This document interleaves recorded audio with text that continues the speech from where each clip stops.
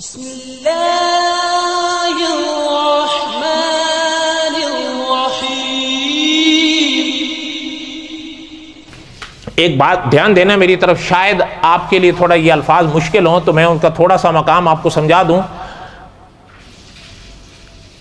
جس میں اجتہاد کی قابلیت ہوتی ہے، دھیان میری طرف دینا، جس میں اجتہاد کی قابلیت ہوتی ہے وہ مجتہد ہوتا ہے۔ آپ بھی یہ چیز سمجھ سکتے ہیں نا، دوسرے انداز سے آ جاتے ہیں۔ جس کے اندر شاعری کی صلاحیت ہوتی ہے تو وہ کیا ہوتا ہے؟ بولو تو صحیح، آپ لوگوں کو نہیں سمجھ میں آ رہی ہے جو بیچ میں بیٹھے ہوئے ہیں۔ جس کے اندر شاعری کی صلاحیت ہو، قابلیت ہو، وہ کیا ہوتے ہیں؟ شاعر۔ اچھا، جن کے اندر تصنیف کی قابلیت ہو وہ ہوتے ہیں مصنف۔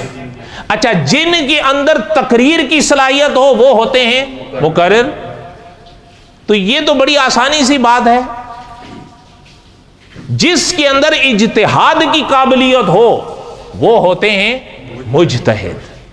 اچھا، اب سوال یہ ہے کہ اجتہاد کی قابلیت کے لیے شرطیں کون کون سی ہیں؟ آخر کوئی شرائط بھی تو ہوں گی نا۔ کیا ہر آدمی شاعر ہوتا ہے؟ ایسا نہیں ہے۔ کیا ہر شخص مصنف ہوتا ہے؟ سوال ہی نہیں پیدا ہوتا۔ کیا ہر شخص مقرر ہوتا ہے؟ سوال ہی نہیں پیدا ہوتا۔ تو آخر اجتہاد کی بھی تو کوئی شرائط ہوں گی۔ علماء نے لکھا ہے جس کے اندر اجتہاد کی شرطیں پائی جائیں وہی مجتہد ہوتا ہے۔ اب ایک شرط سننا ان شرطوں میں سے، جس کے اندر اجتہاد کی شرطیں پائی جائیں وہ مجتہد ہوتا ہے۔ شرطیں اجتہاد کی ہیں کتنی، ان میں ایک سننا، پھر باقی کا اندازہ لگا لینا۔ استاذ العلماء علامہ خالد محمود صاحب رحمۃ اللہ علیہ نے لکھا ہے آثار الفقہ میں دوسری جلد میں، حضرت نے لکھا ہے کہ امام احمد ابن حنبل رحمۃ اللہ علیہ نے فرمایا تھا کہ جس عالم کے اندر سرور کونین صلی اللہ علیہ وسلم کی 4 لاکھ احادیث پر نظر رکھنے کی خوبی ہو وہ اجتہاد کر سکتا ہے۔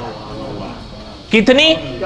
بولو، 4 لاکھ احادیث پر جس عالم کی نظر ہو وہ مجتہد ہوتا ہے۔